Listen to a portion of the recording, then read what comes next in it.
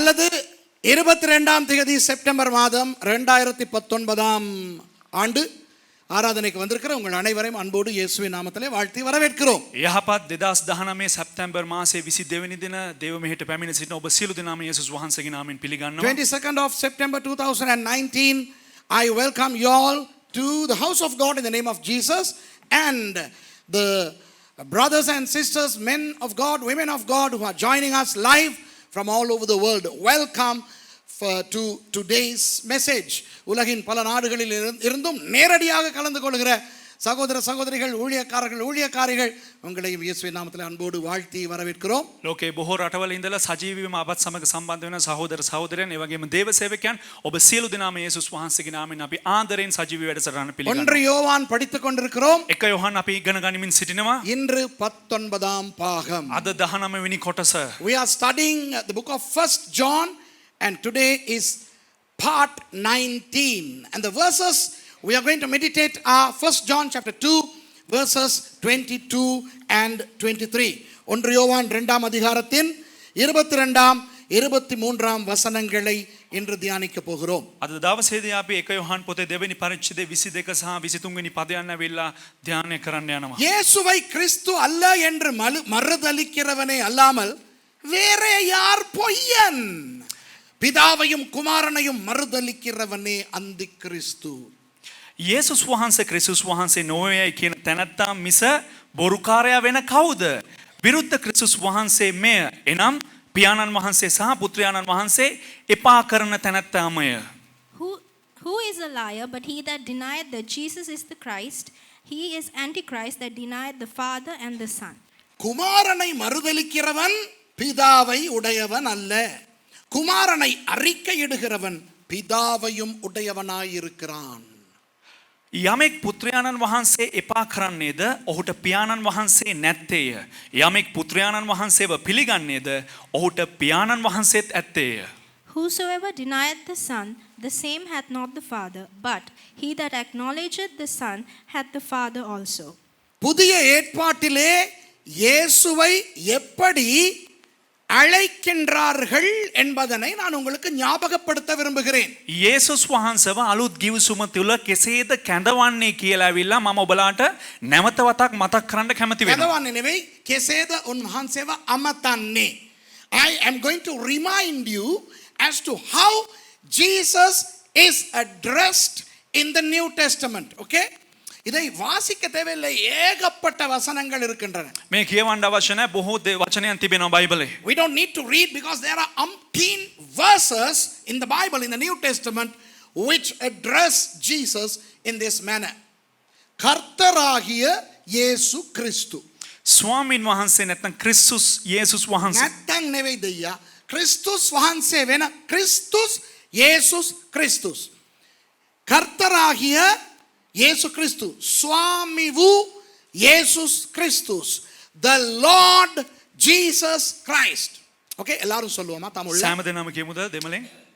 கர்த்தராகிய இயேசு கிறிஸ்து. கிறிஸ்து. சிங்களம் කියමු. சுவாமிவு இயேசுஸ் கிறிஸ்துஸ். Let's say that in English. The Lord Jesus Christ. දැන් අපි ඔක්කොම இப்ப எல்லாரும் கிரீக்ல சொல்லுவோம். දැන් අපි ඔක්කොමලම ග්‍රීක් වලින් කියමු. Kurios Jesus Christos. Kurios Jesus Christos. இப்போ දැන් அத எபிரேய மொழியில சொல்லுவோமா? එය හෙබ්‍රෙව් භාෂාවෙන් කියමුද? Shall we say that in Hebrew? I have a purpose in saying this. இப்படி சொல்லுவதற்கு ஒரு நோக்கம் இருக்கிறது. මේක කීමට එක හේතුවක් තිබෙනවා. Yahweh, Yeshua, Hamashiach. மறுபடி Yahweh, Yeshua, Hamashiach. Wow.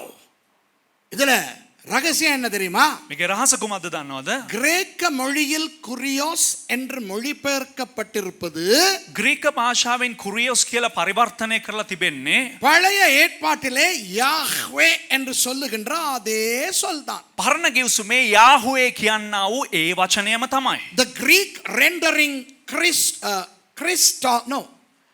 kurios, the Greek rendering kurios, is a translation of the Hebrew Yahweh. பழைய ஏற்பாட்டிலே පරණ ගිවිසුමේ தேவனை கர்த்தர் என்று சொல்லுகின்ற பதம் என்ன?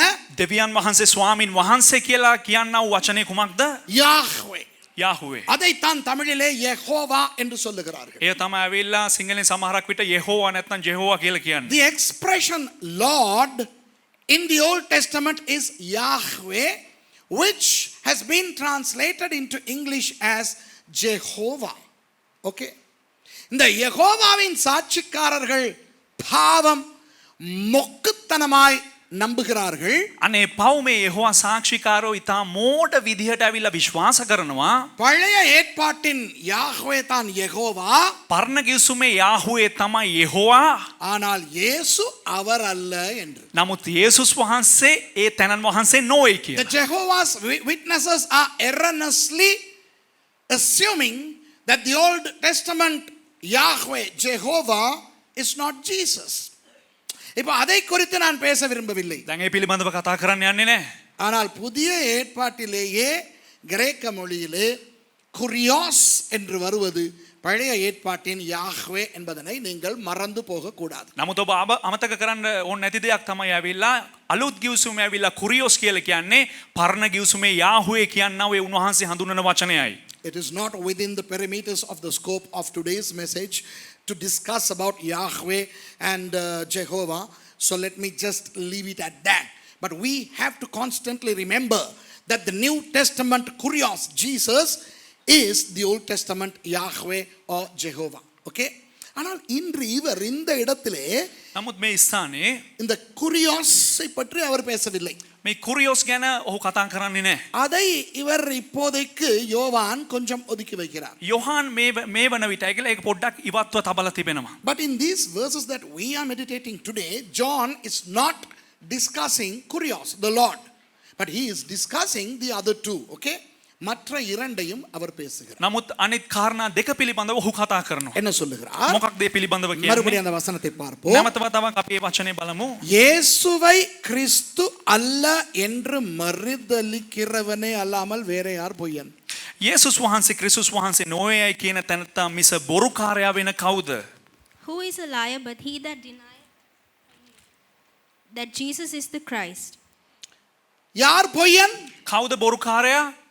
இப்போ எங்களை கேட்டால் யார் பொய்யன் என்று දැන් අපෙන් අහුවන ඇවිල්ලා කවුද බොරුකාරයා කියලා?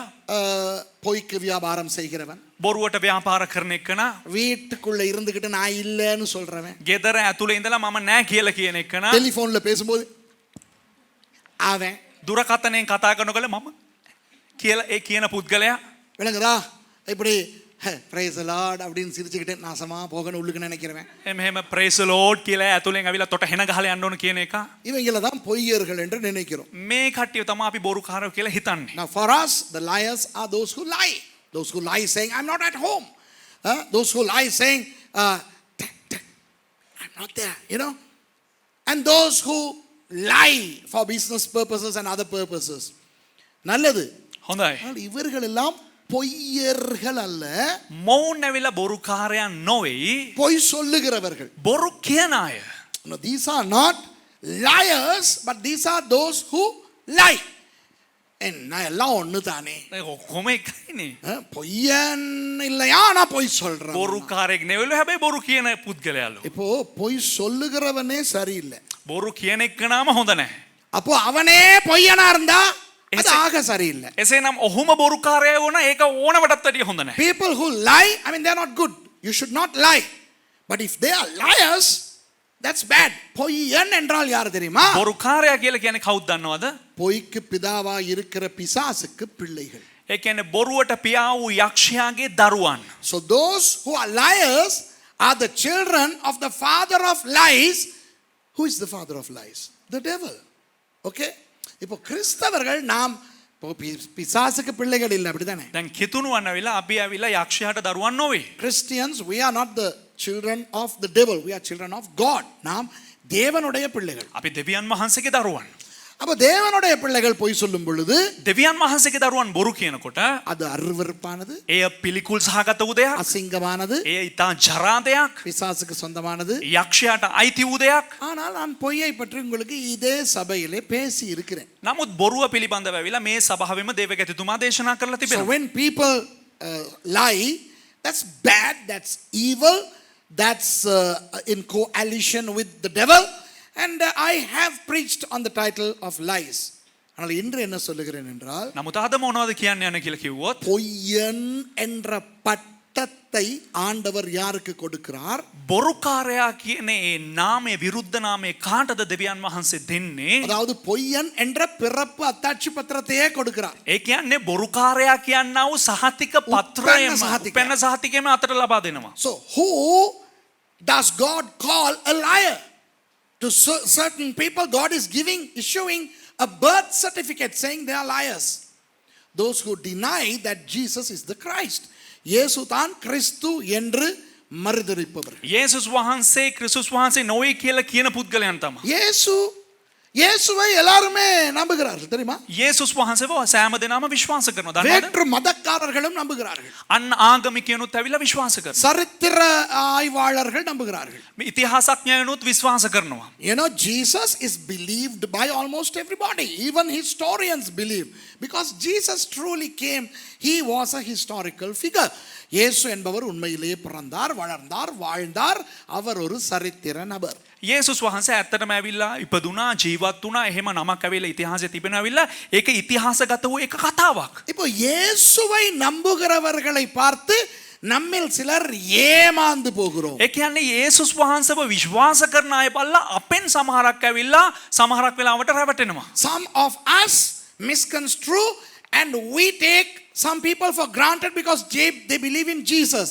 But here the Bible says that they have to believe that Jesus is the Christ. இங்கே வேதம் சொல்லுகிறது බයිබලයේ කියනවා இயேசு தான் கிறிஸ்து என்று நம்ப வேண்டும். යේසුස් වහන්සේ ක්‍රිස්තුස් වහන්සේ කියලා විශ්වාස කරන්න අවශ්‍යයි. கிறிஸ்து என்ற பதம், கிறிஸ்டோஸ் என்ற கிரேக்க பதம் என்ன? ක්‍රිස්ටෝස් කියනව ග්‍රීක පදේ කුමක්ද? What is the Greek word Christos or the English Christ? அதுதான் மெஷியா. එය තමා මෙෂියා කියලා ඇවිල්ලා அதாவது කියන්නේ. மேசியா, அபிஷேகிக்கப்பட்டவர். ඒ කියන්නේ ආලේප ලැබ තැනත්තා ඇවිල්ලා. ඒ කියන්නේ ඒකට තමයි මේසියා කියලා හඳුන්වන්නේ. Messiah means he who is anointed. And I think last Sunday or the Sunday before that, I explained about the anointing when we studied Chrisma. கடந்த ஞாயிற்றுக்கிழமையோ அதற்கு முதல் ஞாயிற்றுக்கிழமை நினைக்கிறேன், கிறிஸ்மா அந்த அபிஷேகம் அதை பற்றி படித்தோம். ගිය සතියේ කලින් නිරුදුනේ ඇවිල්ලා අපි ක්‍රිස්මා ගැන නැත්නම් ඒ ආලේපය පිළිබඳව ඉගෙන ගත්තා. இப்போ இவர் என்ன சொல்லுகிறார்? දැන් යොහන් තුමා මොනවද කියන්නේ? இயேசுவை இயேசுவாக மட்டும் ஏற்றுக்கொள்வது போதாதாம். යේසුස් වහන්සේ යේසු හැටියට පිළිගන්න එක මදිලු. According to this verse, it is not sufficient for us to accept Jesus just as Jesus. நாம் அவரை கிறிஸ்து என்றும் ஏற்றுக்கொள்ள வேண்டும். එනම් උන්වහන්සේව අපි ක්‍රිස්තුස් හැටියටත් පිළිගන්න අවශ්‍යයි. We have to accept him as Christ as well. அப்ப நீங்க யோசிக்கலாம், එතකොට ඔබ කල්පනා කරන්න පුළුවන් இது என்ன எல்லாம் ஒண்ணு தானே? මේ ඔක්කොම එකයිනේ යන්නේ. அது என்ன இயேசுவை கிறிஸ்துவா நாங்க ஏற்றுக்கொள்ளணும்? அது என்ன ஐயா? ඒ මොකක්ද ඇවිල්ලා මේ යේසුස් ක්‍රිස්තුස් හැටියට පිළිගන්න ඕන කියලා කියන්නේ ඒ විෂය So මොකක්ද? you may have a small quandary as to what is the big difference between accepting Jesus and accepting Jesus as Christ. Here is the difference. இதோ பாருங்கள் வித்தியாசம். මෙන්න බලන්න වෙනස. இயேசு என்பவர் மனிதர், යේසුස් කියන තැනැත්තා එක මිනිසෙක්. ஆனால் கிறிஸ்து என்பவர் தேவன். නමුත් ක්‍රිස්තුස් කියන තැනැත්තා ඇවිල්ලා දෙවියන් වහන්සේ. Jesus is the human side of him and Christ is the anointed one and it shows his divinity. ஓகேயா? இப்போ அந்த தேவத்துவத்தின் முழுமையை மெஷியா என்பது காட்டாது. දැන් මේ දේවත්වයේ සම්පූර්ණත්වය ඇවිල්ලා මුනුමනින්ම මෙෂියා කියලා පෙන්වුම් කරන්නේ. ஆனால் ரெண்டுக்கும் இடையிலே இருக்கிறதை காட்டுகிறது. நான் உங்களுக்கு விளக்கப்படுத்துறேன், அப்போ உங்களுக்கு விளங்கும். ஓகே? නමුත් ඒ දෙකට ඇතුළේ මධ්‍යස්ථව තිබෙන දේ මම ඔයාලට විග්‍රහ කරන්නම්. Now the expression Christ does not show the total divinity of Christ. We are going to delve into some deep theology here, theologian, okay? Christological elements I'm going to explain, okay? I'll try to simplify as much as I can. ஒரு ஆழமான கிறிஸ்துவியல் சத்தியத்தை நான் உங்களுக்கு முயற்சி பண்ணி ඉල්ලගුවාකි තර பார்க்கிறேன். ඉතා ගැඹුරු ක්‍රිස්තුස් වහන්සේ පිළිබඳව මේ ධර්මයක් ඇවිලා ඉතා ලිහිල් වශයෙන් ඔබල මැද්දේ තබන්න යනවා. இந்த வசனத்திலே சொல்லப்படாத அந்த குரியோஸ் கர்த்தர் என்ற சொல்லையும் நான் உங்களுக்கு சொல்லுகிறேன். මේ වචනේ කියන්නේ නැති ඒ කුරියෝස් කියනව ග්‍රීක පදේ වෙන ඒ කියන්නේ ස්වාමීන් වහන්සේ කියන එක ගැනත් ඔබලට විග්‍රහ කරන්න යනවා. புதிய ஏற்பாட்டில் අලුත් ගිවිසුමේ இயேசு எப்படி அழைக்கப்படுகிறார் என்று சொன்னேன். යේසුස් වහන්සේට කොහොමද මේ අමතන්නේ ආමන්ත්‍රණය කරන්නේ? How is Jesus addressed in the New Testament? We saw earlier. The Lord Jesus Christ. கர்த்தராகிய இயேசு கிறிஸ்து. ස්වාමී වූ යේසුස් ක්‍රිස්තුස් හැටියටයි ආමන්ත්‍රණය කරන්නේ. அதிலே கர்த்தர் என்கின்றது எதை காட்டுகிறது? එයින් ස්වාමීන් වහන්සේ කියන එක මොකද්ද පිළිබිඹු කරන්නේ? இவர்தான் பழைய ஏற்பாட்டின் யெகோவா. මොහු තමයි ඇවිල්ලා පරණ ගිවිසුමේ යෙහෝවා. The Lord portion shows that he was the Jehovah of the Old Testament, which means he is God Jesus. அதாவது தேவனாகிய இயேசு. එනම් දෙවි වූ යේසුස් වහන්සේ. இயேசு தேவனா இல்லையா? යේසුස් වහන්සේ දෙවියන් වහන්සේද නොවේද? Is Jesus God or not? God. Okay? Let's not argue, but he is God. இதை குறித்து விவாதப்பட தேவையில்லை. அவர்தான் தேவன். මේ වගේ මේ ගැන අපි වාද විවාද කරන්න අවශ්‍ය නැහැ. උන්වහන්සේ තමයි දෙවියන් වහන්සේ. தேவன் மனிதனாய் வந்த பொழுது දෙවියන් වහන්සේ මිනිස්ය හැටියට ආවට පස්සේ அவர் 190% மனிதனாய் வந்தாரா 100% மனிதனாய் வந்தாரா? උන්වහන්සේ 90ක් මිනිසෙක් ලෙසට ආවද නැත්නම් 100ක් මිනිසෙක් වගේ ආවද? When Jesus incarnated, did he become man 100% or 90%? 100%. 100% அவர் மனிதனாய் வந்தார். 100ක් මිනිසෙක් ලෙස පැමිණියා. அவர்தான் இயேசு. උන්වහන්සේ තමයි ඇවිල්ලා යේසුස්. He is Jesus. அப்போ கர்த்தர் தேவன். එතකොට ස්වාමීන් වහන්සේ දෙවියන් වහන්සේ. Lord means God. இயேசு மனிதன். එතකොට යේසුස් කියලා කියන්නේ ඇවිල්ලා මිනිසයා. Jesus is man. இப்போ ஹமஷியா கிறிஸ்டோஸ் கிறிஸ்து என்று வருகிறது. දැන් හමාෂියා නැත්නම් ක්‍රිස්තුස් කියලා පැමිණෙනවා. இந்த கிறிஸ்து தான் මේ ක්‍රිස්තුස් තමයි மனிதனாகிய இயேசுவுக்கும் தேவனாகிய இயேசுவுக்கும் இணைப்பை உண்டு பண்ணுகின்ற கிறிஸ்து. ඒ කියන්නේ මිනිසයා වූ ක්‍රිස්තුස් වහන්සේටත් දෙවියන් වහන්සේ වූ ක්‍රිස්තුස් වහන්සේටත් සම්බන්ධතාවය ඇති කරන්න. அதுதான் பாலம். அவர்தான் பாலம். එය තමයි ඇවිල්ලා ඒ පාලම වන්නේ. அவர்தான் வழி. එයා තමයි ඇවිල්ලා මාර්ගය වන්නේ. So the Christos section, Christ is the link between man Jesus and God Jesus, because he being the anointed one serves as the gate, as the way. அவர் அப்படி சொல்லி இருக்கிறாரா இல்லையா? එතකොට උන්වහන්සේ එහෙම කියලා තියෙනවද නැද්ද? நானே வாசல் சொன்னாரா? මම දොරටුව කියලා මම තමයි දොරටුව කියලා කියලා. Hasn't he told that he is the door? Hasn't he told that he is the way? நானே வழி என்று சொன்னாரா இல்லையா? මම මාර්ගය කියලා තියෙනවද නැද්ද? அப்ப இப்போ பிரச்சனை දැන් என்னவென்றால், ප්‍රශ්නේ කුමක්ද කිව්වොත් நான் இயேசுவை விசுவாசிக்கிறேன், මම යේසුස් වහන්සේව විශ්වාස කරනවා. ஆனால் அவர் தான் கிறிஸ்து என்று என்னால் ஏற்றுக்கொள்ள முடியவில்லை. නමුත් ඔහු තමා උන්වහන්සේ තමා ක්‍රිස්තුස් වහන්සේ කියලා මට පිළිගන්න බෑ. இப்படி சொல்லுகிறவர்கள் பொய்யர்களாம். මෙහෙම කියන අය ඇවිල්ලා බොරුකාරයලු. So if somebody says, well, I will accept Jesus as Jesus, but I cannot totally accept Jesus as the Christ, then they are liars. இரண்டு விதங்களில் அவர்கள் அந்த பொய்யர்களாய் காரியமாற்றலாம். දෙයාකාරව ඒ බොරුකාරයන්ව ඇවිල්ලා මෙන්න මෙහෙම ඉදිරිපත් කරන්න පුළුවන්. ஒன்று, එක් කොටසක් තමයි එක් කාණ්ඩයක් තමයි கிறிஸ்துவே தேவையில்லை என்று சொல்லலாம். ක්‍රිස්තුස් වහන්සේම අවශ්‍ය නැහැ කියලා කියන්න පුළුවන්. உங்களுக்கு வழி தேவையில்லை என்று சொல்லலாம். අපිට මාර්ගය අවශ්‍ය නැහැ කියලා කියන්න පුළුවන්. One of two ways in which one can denounce Christ is by saying we don't need Christ, we don't need a way. யார் அவர்கள்? කවුද වුන්? கிறிஸ்தவர் அல்லாதவர்கள். ක්‍රිස්තු මේ කිතුණුවන් නොවන අය. Who are those? They are non-Christians. கிறிஸ்தவர் அல்லாதவர்கள் කිතුණුවන් නොවන අය ஒன்று அவர்கள் தெய்வத்தை விசுவாசிக்கலாம், ඔවුන් සමහරක් විට දෙවියන් වහන්සේව විශ්වාස කරන්න පුළුවන්. இல்லாவிட்டால் அவர்கள் நாஸ்திகர்களாய் தெய்வம் இல்லை என்று சொல்லுகிறவர்களாய் இருக்கலாம். නැත්නම් දෙවියන් වහන්සේ නැහැ කියනවා ඔවුන් අදේවවාදීන් බවට පත් වෙන්න පුළුවන්. Non-Christians can be categorized into two: theists and atheists. Theists are those who believe in gods. Atheists are those who don't believe in God. அப்போ அவர்கள் தெய்வத்தை நம்பினாலும் என்ன நம்பாவிட்டாலும் என்ன එසේනම් ඔවුන් දේවත්වයේ විශ්වාස කළත් කුමක්ද නැතත් කුමක්ද? அவர்கள் சொர்க்கத்துக்கு எத்தனையோ வழிகளிலே போக முடியும் என்று உபதேசிக்கின்றார்கள். ඒ කියන්නේ ඔවුන් ඇවිල්ලා ස්වර්ගයට ඇවිල්ලා ඕනෑම මාර්ගයකින් ගියා ගියයි කියලා ඇවිල්ලා ඔවුන් උපදේශන දෙනවා. ஆகவே அவர்களுக்கு இயேசுவும் தேவையில்லை கிறிஸ்துவும் தேவையில்லை. එසේනම් ඔවුන්ට ඇවිල්ලා යේසුස් වහන්සේත් අවශ්‍ය නැහැ ඇවිල්ලා ක්‍රිස්තුස් වහන්සේත් අවශ්‍ය නැහැ. ஆனால் அதை விட பயங்கரமாய் இரண்டாவது ஒரு குரூப் இருக்குது. නමුත් ඊට වැඩිය භයානක වූ දෙවෙනි කාණ්ඩයක් So සිටිනවා. those people, they don't have Jesus. They believe that they can end up in heaven and eternal bliss through other means and sources. Now let's leave them aside. There is another form of people who deny Jesus as Christ. இயேசுவை கிறிஸ்து என்று மறுதலிக்கிற இன்னும் ஒரு விதம் என்னவென்றால் යේසුස් වහන්සේ ක්‍රිස්තුස් වහන්සේ හැටියට ප්‍රතික්ෂේප කරනව තවත් එක මාර්ගයක් කුමක්ද? அவர் மட்டுமல்ல උන්වහන්සේ පමණක් නොවේ வேறு வழிகளாலும் பரலோகம் போகலாம். වෙනත් මාර්ගවලිනුත් දිව්‍ය ලෝකයට යන්න පුළුවන්. விளங்குதா? තේරුණාද? கிறிஸ்தவர்களிலேயே சிலர் இருக்கிறார்கள். කිතුණුවන්ගේම සමහරක් අය සිටිනවා. வேதத்திலே இருக்கிற சில நல்ல நபர்களை பயன்படுத்தி දේව වචනේ ඉන්නා වූ සමහරක් යහපත් අයම ඇවිල්ලා භාවිතා කරලා அவர்கள் மூலமாகவும் ඔවුන් කරනොකටගෙනත් பரலோகத்துக்கு போக முடியும், தேவனிடத்துக்கு போக முடியும் என்று நம்புகிறவர். ස්වර්ගයට යන්න පුළුවන්, දෙවියන් වහන්සේ ගාවට යන්න පුළුවන් කියලා විශ්වාස කරනවා. There are some Christians who believe that we can go to heaven through some saints from the Bible also. மரியாள் மூலமாக, මරිය මව්තුමිය කරනකොටගෙන, யோசேப்பு மூலமாக, යෝසෙප් යුසේතුමා කරනකොටගෙන, பவுல் அடியார் மூலமாக, පාවුල්තුමා කරනකොටගෙන, பேதுரு மூலமாக, පේතෘස් කරනකොටගෙන, யோவான் மூலமாக, යෝහන් කරනකොටගෙන, காபிரியேல் மூலமாக, ගාබ්‍රියෙල් කියන දේවදූතයා කරනකොටගෙන, மீகாவேல் மூலமாக, මීකාවෙල් කියන දේවදූතයා කරනකොටගෙන, அவர்கள் மூலமாகவும் பிதாவை அடைய முடியும் என்று நினைக்கிறார்கள். මොවුන් කරනකොටගෙනත් පියාණන් වහන්සේ හම්බෙන්න පුළුවන් කියලා විශ්වාස කරනවා. Some people believe that you can also go to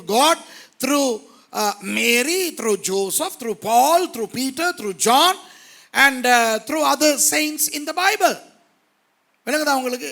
වැටහෙනවද බලන්න? அது பயங்கரமானது. ඒක ඉතා භයානකයි. ஏனென்றால் இயேசு தான் கிறிஸ்து என்பதை விட இயேசு கிறிஸ்து, ஆனால் இன்னும் சில கிறிஸ்துக்கள் அவர்களுக்கு உண்டு. ඒ කියන්නේ යේසුස් වහන්සේ තමයි ක්‍රිස්තුස් වහන්සේ කියන දේට වඩා ඔවුන්ට වෙනත් ක්‍රිස්තුස්ලා සිටිනවා. So they don't just have Jesus as Christ. Abstractly they have other Christs also, although they don't call them Christ. இல்ல பிரச்சனை என்றால் அவர்கள் மற்றவர்களை கிறிஸ்து என்று அழைப்பது கிடையாது. ප්‍රශ්නේ මොකක්ද කියලා කිව්වොත් ඔවුන් ඇවිල්ලා මේ කියන අනිත් අය ඇවිල්ලා ක්‍රිස්තුස් කියලා ඇවිල්ලා ඔවුන්ට කතා කරන්නේ නැහැ. நான் நினைக்கிறேன் கொஞ்சம் டீப்பா போயிட்டோம். මම හිතනවා ඇවිල්ලා ගොඩාක් ගැඹුරට ගියා කියලා. I think I have gone a little bit deep. No, let me come back. Let me simplify it. Okay, நான் அதை இலகுவாக்கி உங்களுக்கு தருகிறேன். තවත් ඔබලාට ඒක ලිහිල් කරලා ඔබලාට කියලා දෙන්නම්. பிசாசு இன்று சில கிறிஸ்தவர்களை எப்படி ஏமாற்றுகிறான் தெரியுமா? යක්ෂයා අද ඇවිල්ලා සමහරක් කිතුණුවන් කොහොමද දන්නවද රවටන්නේ? நான் இன்னும் கொஞ்சத்துல ஒரு பயங்கரமான ஒரு விஷயத்தை சொல்ல போறேன். இன்னும் கொஞ்சத்துல, okay? තව ටිකකින් ඇවිල්ලා ඉතා භයානක වූ දෙයක් කියලා දෙන්න යනවා. I'm going to unveil a very dangerous, sordid, stupid thing that's happening in the world in a little while, okay?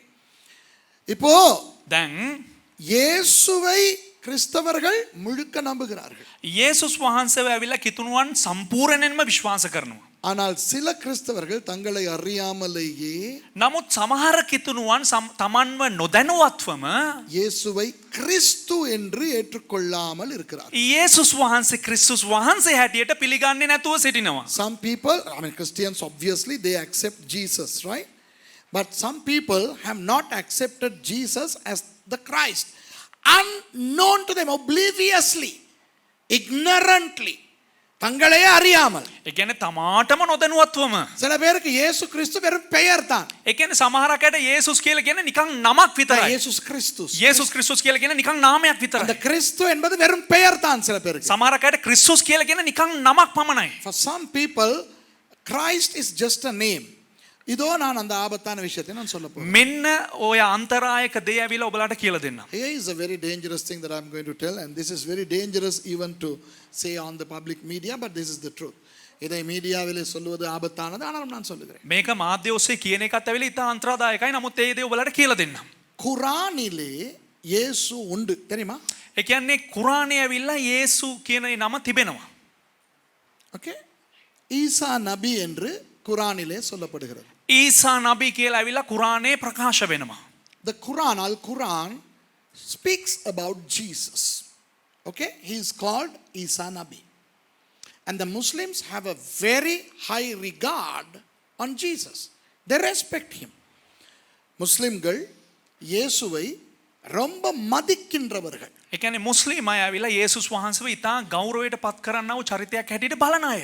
இஸ்லாமுக்கும் இஸ்லாத்துக்கும் எங்களுக்கும் இருக்கிற ஒரு பெரிய வித்தியாசம் என்ன? நிறைய வித்தியாசங்கள் உண்டு. அதுல ஒரு பெரிய வித்தியாசம் ඉස්ලාම් වලටත් ක්‍රිස්තියානිකාරකමටත් ගොඩක් වෙනස් තිබෙනවා. නමුත් එහි තිබෙනව ඉතා වැදගත් වූ විශාල වූ වෙනස කුමක්ද? கிறிஸ்தவர்கள் இயேசுவை தேவன் தேவகுமாரன் என்று நம்புகிறோம். කිතුණුවන් ඇවිල්ලා යේසුස් වහන්සේව දේව පුත්‍රයා කියලා විශ්වාස කරනවා. முஸ்லிம்கள் அதை நம்ப மாட்டார்கள். නමුත් මුස්ලිම් අය මේ විශ්වාස කරන්නේ නැහැ. There are a lot of differences between Islam and Christianity. One of the major differences is that they don't believe that Jesus is the Son of God or God, but we believe. புரியுதா உங்களுக்கு? තේරුණාද ඔබලාට? இப்போ மற்ற வித்தியாசங்களை விடுவோம். දැන් වෙනත් ඇවිල්ලා ඔය ඇදහිලි ඔවුන්ගේ විශ්වාසයන් ඇවිල්ලා අපි පැත්තකින් තබමු. Let's leave the other differences aside. But on the subject of Jesus being God or not, can the Christians stand on the same plateau with the Muslims when it comes to theology? இந்த இயேசு என்கின்ற இயேசு தேவனா இல்லையா என்ற அந்த விஷயத்தில் දැන් මේ යේසුස් වහන්සේ දෙවියන් වහන්සේද නැද්ද කියනා වූ ඒ විෂය අපි ගන්න විට நாம் இஸ்லாமியர்களோடு சமமாக இறையியல் கொள்கையில் நிற்க முடியுமா? අපිට අය ඇවිල්ලා මුස්ලිම් වරුන්ට අය ඇවිල්ලා දේව ධර්මානුකූලව එක ස්ථාවරයකට එන්න පුළුවන්ද? முடியாதல்லவா? බෑ නේද?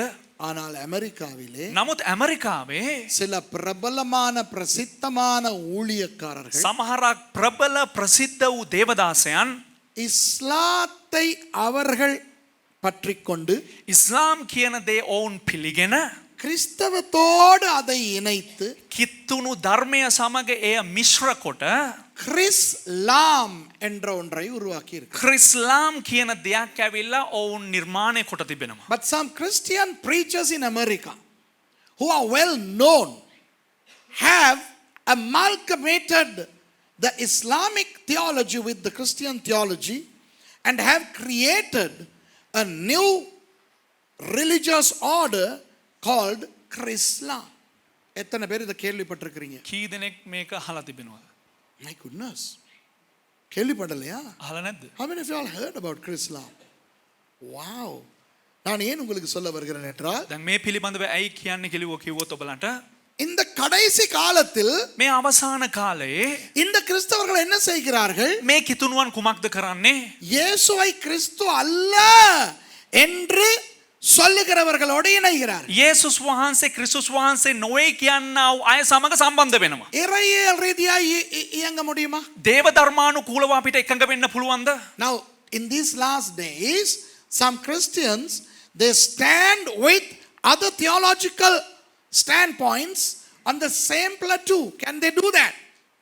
இப்போ இஸ்லாமியர்களில் எங்களுக்கு நெருங்கிய நண்பர்கள் உண்டு. දැන් ඉස්ලාම් වරුන්ගේ ඇවිල්ලා අපිට සමීප වූ සමහරක් මිතුරන් සිටිනවා. நல்ல நல்ல நல்ல சகோதரர்கள் எங்களுக்கு தெரிந்தவர்கள் இருக்கிறார்கள். යහපත් සහෝදරයන් අපිට දන්න අය සිටිනවා. இங்கு வந்து போகின்றவர்கள் இருக்கிறார்கள். මෙහෙට ඇවිල්ලා යන අයත් සිටිනවා. எங்களுக்கு உதவி செய்கின்றவர்கள் අපිට இருக்கிறார்கள். උපකාර කරන අයත් සිටිනවා. இஸ்லாமியர்களில் நல்ல நண்பர்கள் நல்ல உறவிலே எங்களோடு இருக்கின்றவர்கள் நிறைய இருக்கிறார்கள். අපිට අපත් සමග හොඳ සම්බන්ධතාව පවත්වන අය සිටිනවා. There are Muslim friends of ours we have not only in Sri Lanka, in some other countries also. இலங்கையில் மாத்திரமல்ல வெளிநாடுகளிலும் எங்களுக்கு முஸ்லிம் நண்பர்கள் இருக்கிறார்கள். ලංකාවේ පමණක් නොවේ විදේශ රටවලත් ඇවිල්ලා අපිට මුස්ලිම් මිතුරන් සිටිනවා. And there are some Muslim friends who are helping us, who come here and go. I mean, their cooking is so wonderful. They bring food and yummy, yummy, yummy, delicious. அவங்க சமைக்கிறது ரொம்ப ருசியா இருக்கும். நல்ல ருசியான சாப்பாடெல்லாம் கொண்டு வருவாங்க. ඔවුන්ගේ ඇවිල්ලා ආහාර ඉතාම ප්‍රණීතයි ඇවිල්ලා බොහෝ ප්‍රණීත ආහාර ඔවුන් රැගෙන එනවා. ஆனால் இறையியலில் நாங்கள் ஒரே நிலையில் இருக்க முடியாது, அப்படித்தானே? නමුත් දේව ධර්මානුකූලව ඇවිල්ලා අපිට එකම කාරණයක් තුල රඳා පවතින්න බෑ. நண்பர்களா இருக்கலாம், යහළුවන් වශයෙන් සිටින්න පුළුවන්. ஆனால் නමුත් இறையியலில் நம்முடைய உபதேசம் ஒன்றல்ல. දේව ධර්මානුකූලව අපේ උපදේශ ඇවිල්ලා එකට සමාන්තරව නැහැ. We can be friends, right? But we are not the same when it comes to theology. But in America it has already started that Christians have become antichrists by denying Christ. சிலர் வந்து அமெரிக்காவிலே கிறிஸ்துவை மறுதலிக்கிறவர்களாய் மாறிக்கொண்டு வருகிறார்கள். ඇමරිකාවේ ඇවිල්ලා සමහරක් අය කිතුණුවන් ඇවිල්ලා ක්‍රිස්තුස් වහන්සේව ප්‍රතික්ෂේප කරන අය බවට පරිවර්තන වෙමින් පවතිනවා. உங்களுக்கு எத்தனை பேருக்கு தெரியுமோ தெரியாது. ඔබ කී දෙනෙකුට දන්නවද නැද්ද දන්නේ නැහැ. நிறைய பேர் நிகழ்ச்சி பார்க்கறவங்க அவங்க எத்தனை பேருக்கு தெரியுமோ தெரியாது. බොහෝ දෙනෙක් මේ වැඩසටහන බලන අයට කී දෙනෙකුට දන්නවද නැද්ද දන්නේ නැහැ. I don't know how many of you all know these names that I'm going to say. Actually, maybe some of you who are watching, they can perhaps they may know. Purpose Driven Life என்ற ஒரு book எத்தனை பேர் கேள்விப்பட்டிருக்கீங்க? என்ற தெய்வம். Purpose Given Life කියනවා ඒ පොත කී දෙනෙක් දන්නවද? அதனுடைய இரண்டாவது volume The Purpose Driven Church. Purpose Driven Church කියලා ඇවිල්ලා ඒකේ දෙවෙනි කොටසක් පැමිණියා. Haven't you heard about the book The Purpose Driven Life? Oh my God, it's a very famous book. And the second volume The Purpose Driven Church. Who authored? How the author? කවුද ඒකේ කතුරුවරයා? Warren. Rick Warren කියනවා ඒ Have you දේවදාස. all heard of Rick Warren? Rick Warren கேள்விப்பட்டிருக்கீங்க? Rick Warren ගැන කී දෙනෙක් අහලා 1 තියෙනවද? 2 3 ஐயா அப்ப நான் சொல்றது உங்களுக்கு வலிக்காது. ඒ නිසා මම කියන දේ ඔය කඩට රිදෙන්නේ ஏன்னா உங்களுக்கு தெரியாது. ඒ කියන්නේ ඒ පුද්ගලයා කවුද කියලා ඔබලට දන්නේ නැහැ. அவர் ஒரு பயங்கர ஊழியக்காரர். Rick Warren කියලා කියන්නේ ඉතා භයානක වූ දේවදාසෙක්. அவர் எழுதிய அந்த புத்தகம் மூலமாக ඔහු රචනා කරපු ඒ ග්‍රන්ථය කරනකොටගෙන அநேக கிறிஸ்தவர்கள் தைரியப்பட்டார்கள். බොහෝ කිතුණුවන් ඇවිල්ලා ධෛර්යමත් භාවයට පත් වුණා. Rick Warren is a very known man. He wrote these books through which many Christians were really enthusiastic and encouraged. ஆனால் அவர் கிறிஸ்லாம் உள்ளுக்குள் போய்விட்டார். නමුත් ඒ දේවගතිවරයා ඇවිල්ලා මේ ක්‍රිස්ලාම් කියනා වූ මතය ඇතුළට අන්තර්ගත But he වුණා. has gone into Chrislam. Okay? அப்போ இப்போ இங்க என்ன சொல்லுகிறது? දැන් මේන් මොකද්ද ප්‍රකාශ කරන්නේ මේ මිනිස්සුන් ஏற்கனவே මොනවද நாம் කියන්නේ? பார்த்தோம் கடைசி காலத்தில் இருக்கிறோம் என்று கடந்த ஞாயிற்றுக்கிழமைகளிலே ගිය ඉරුදින අපි පසුගිය ඉරිදිනවල බැලුවාවිලා අපි සිටින්නේ අන්තිම කාලේ කියලා. 18வது வசனத்தில் சொல்லப்பட்டிருக்கிறது இது கடைசி காலமாக இருக்கிறது என்று. 18 වෙනි පදේ කියනවිලා මේක අන්තිම කාලය කියලා ප්‍රකාශ වෙනවා දේව වචනේ. We learned in the foregone Sundays, especially in verse 18, it says, we are in the last days, and this also pertains to the last days. இதுவும் கடைசி காலத்தை குறிக்கிறது. මෙයත් ඇවිල්ලා අන්තිම කාලේ පිළිබිඹු කරන එක වචනයක්. இயேசுவை கிறிஸ்து அல்ல என்று மறுதலிக்கிறவனே அல்லாமல் வேற யார் பொய்யன்? ඒ කියන්නේ යේසුස් වහන්සේ ක්‍රිස්තුස් වහන්සේ නොවේයි කියන තැනැත්තා මිස බොරුකාරයා වෙන කවුද? இது அந்நிய ஜாதியனை பற்றி பேசியில்லை. මේ අනිත් ජාතීන්ට ගැන කියපු දෙයක් නොවේ. ரட்சிக்கப்படாதவனை குறித்து பேசவில்லை. ගැලවීම නොලබපු පුද්ගලයා ගැන කියපු දෙයක් නොවේ. Who else is a liar than who denies that Jesus is the Christ? It doesn't pertain to non-Christians. It's talking about Christians. கிறிஸ்தவர்கள் கடைசி காலத்திலே කිතුණුවන් ඇවිල්ලා අවසාන කාලයේදී இயேசு மட்டுமல்ல கிறிஸ்து යේසුස් වහන්සේ පමණක් නොවේ ක්‍රිස්තුස් வேறு வழிகளாலும் பரலோகம் போகலாம் என்ற நிலைக்கு வருகிறார்கள். වෙනත් මාර්ගවලින් ස්වර්ගයට යන්න පුළුවන් කියන තත්වයට පැමිණෙනවා. அதைத்தான் இந்த வசனம் சொல்லுகிறது. ඒ පිළිබඳව තමයි මේ වචනය විග්‍රහ කරන්නේ. This verse is an abstract prediction that in the last days that some Christians would behave as if it's not only Christ who we have to go to heaven, there are other Christs also. அப்போ கிறிஸ்தவர்கள் ஞாபகத்தில் வைத்துக் கொள்ள வேண்டும். එතකොට කිතුණුවන් ඇවිල්ලා මතක තබා ගත යුතුයි. நமக்கு இயேசு வெறும் இயேசு அல்ல, அவர் கிறிஸ்து, அபிஷேகிக்கப்பட்டவர். අපට යේසුස් වහන්සේ ඇවිල්ලා නිකන් යේසුස් වහන්සේ නෙවෙයි, උන්වහන්සේ ක්‍රිස්තුස්, උන්වහන්සේ ආලේපලත් තැනන් වහන්සේ. So we Christians have to be very careful that we always believe that Jesus is the Christ. இதை இன்னும் தெளிவாக அடுத்த லைன் விளக்குகிறது. මේ තවත් පැහැදිලිව ඇවිල්ලා මීළඟ පදේ විග්‍රහ කරනවා. அது எனவே வாக்கியம் the next line explains this.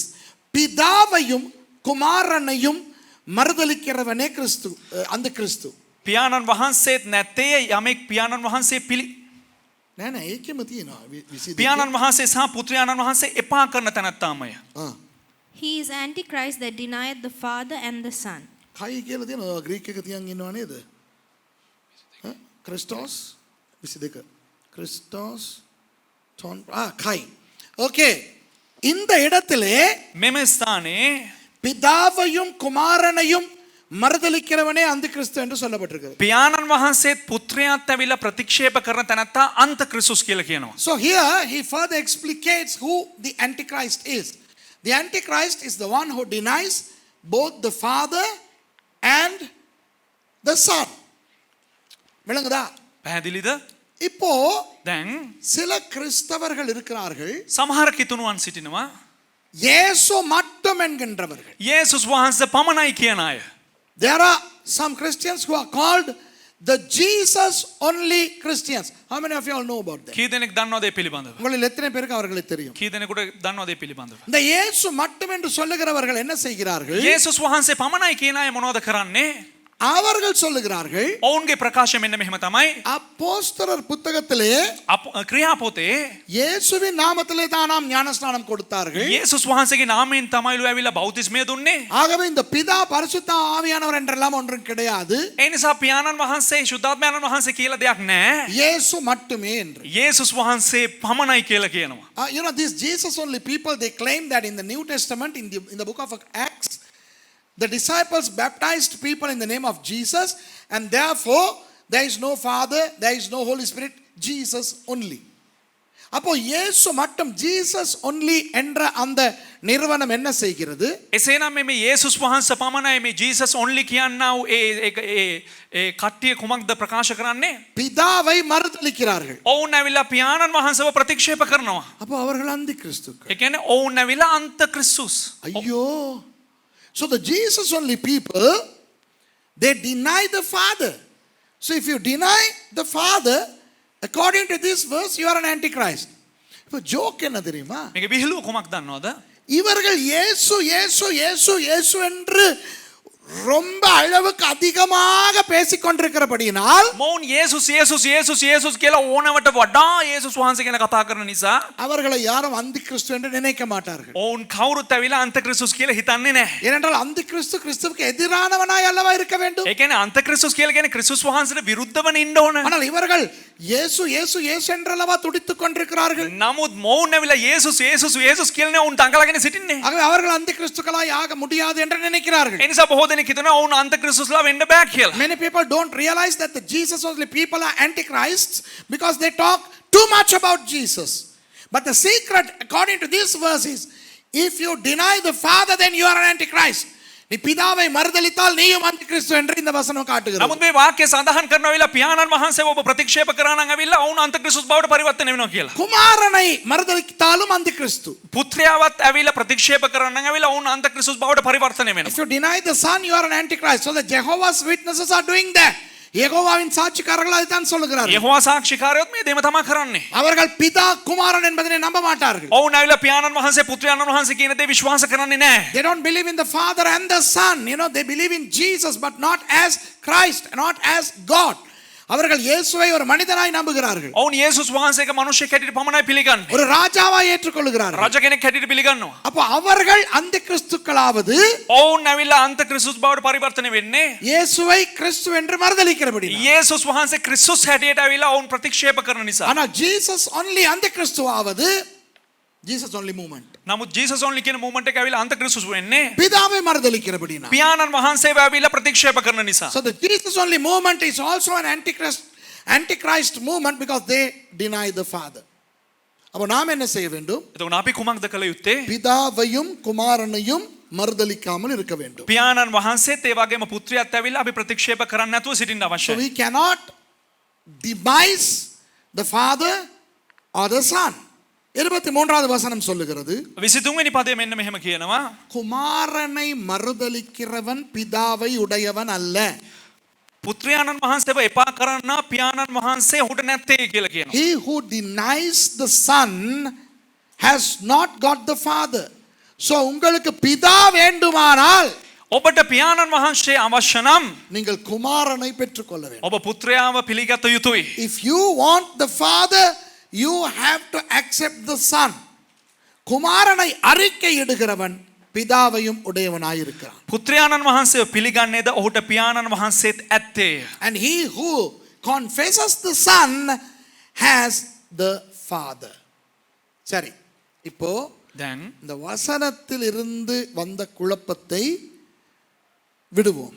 මේ වචනෙන් පැමිණියා වූ මේ පැටලිලිකාර తත්වය අපි ඉවත් කරමු. இந்த ரெண்டு வசனங்களில் யோவான் என்ன சொல்லுகிறார் என்று பார்ப்போம். මේ වාක්‍යයන් දෙකේ ඇවිල්ලා යොහාන් තුමා මොකක්ද කියන්නේ කියලා අපි බලමු. Let's leave the complicated theological elements aside. நான் நினைக்கிறேன் நிறைய பேர் யோசிக்கிறாங்க. දැන් මං හිතනවිල බොහෝ දෙනෙක් හිතනවා இவ்வளவு நாள் ஒன்னு யோவான் நல்லா விளங்கிச்சு. මෙච්චර දවස් ඇවිල්ලා එක යොහාන් ඇවිල්ලා හොඳට තේරුණා. இப்போ கொஞ்சம் இடிக்குது. இது என்ன இது? දැන් අරහෙ මේ ඇනෙනවා මොකක්ද මේ?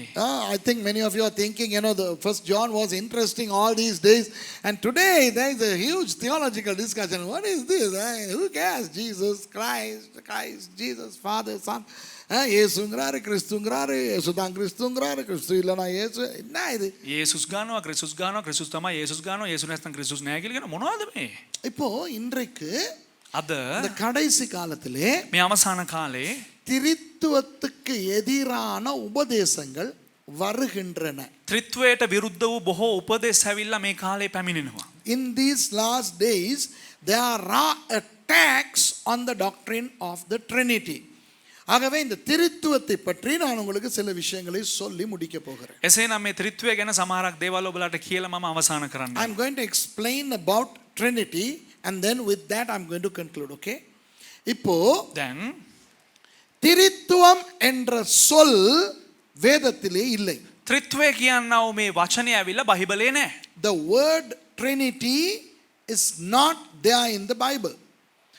The word Trinity was invented by a church father many years after the New Testament was written.